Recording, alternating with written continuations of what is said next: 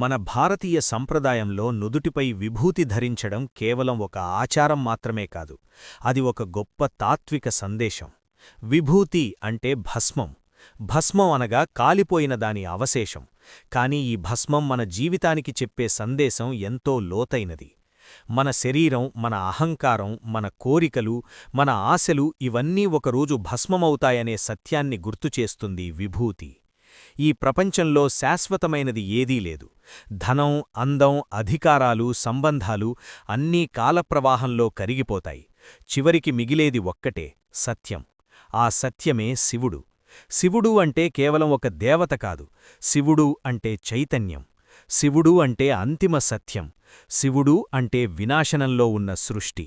అందుకే శివుడు భస్మాన్ని అలంకారంగా ధరిస్తాడు. భయంకరంగా అనిపించే శ్మశానాన్ని నివాసంగా చేసుకుంటాడు. ఎందుకంటే ఆయనకు మోహం లేదు, మాయ లేదు. నుదుటిపరి విభూతి పెట్టుకోవడం అంటే మన మూడవ కన్నును గుర్తుచేసుకోవడం. ఈ మూడవ కన్ను భౌతిక కన్ను కాదు, ఇది జ్ఞానకన్ను, అజ్ఞానాన్ని దహించే అగ్ని. విభూతి ఆ కన్నుపై ఉండడమంటే నేను శరీరం కాదు, నేను ఆత్మను అని మనసుకు ప్రతిరోజూ గుర్తుచేయడం. విభూతి పెట్టుకున్నప్పుడు మన అహంకారం తగ్గుతుంది. ఎందుకంటే ఈ భస్మం మనకు చెప్తుంది, నీ గొప్పతనం కూడా ఒకరోజు ఇదే అవుతుంది అని. అప్పుడే మనలో వినయం పుడుతుంది. వినయంతోనే భక్తి జన్మిస్తుంది. భక్తితోనే శివుడి దగ్గరికి చేరగలుగుతాం. శివభక్తులు విభూతిని ఎంతో పవిత్రంగా భావిస్తారు.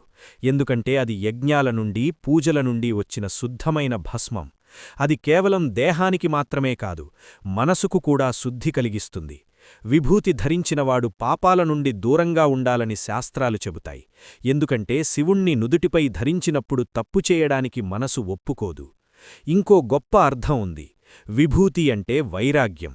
ప్రపంచాన్ని వదిలేయడం కాదు, ప్రపంచంలో ఉండి ప్రపంచానికి బానిస కాకపోవడం.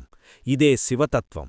కుటుంబం, పని, బాధ్యతలు అన్నీ చేస్తూ లోపల మాత్రం శివచింతనలో ఉండడం. అందుకే నిజంగా విభూతి అర్థం తెలుసుకున్నవాడు శివుణ్ణి వదలలేడు.